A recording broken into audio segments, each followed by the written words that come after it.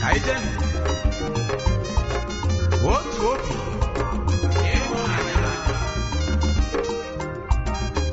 Otu-Obi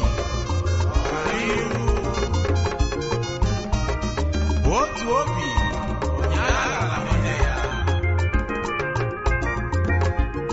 egwu a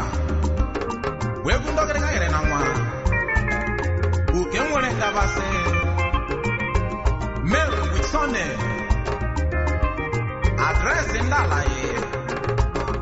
Otu-Obi 8th grade uke nkwụ n'ọkụ asị m ya gaziere unu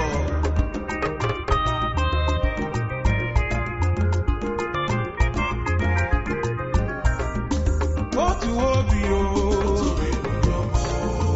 Otu-Obi o ịbata n'Otu-Obi o Otu-Obi o Otu-Obi o Otu-Obi o ịbata n'Otu-Obi o Otu-Obi o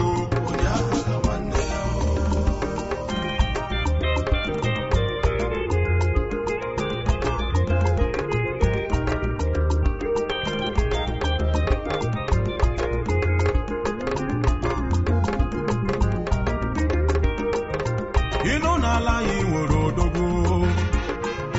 onye ma obi aba n'Otu-Obi o anya ga-egafe bilonias meni nwere ngabasị o mesi bụ ndị na-eme na bọndụlụ adịghị elego anya n'iru ha bụpụta na bọndụlụ faghaba o ikwete n'ife emebe ego Otu-Obi bụ ndị nwere ego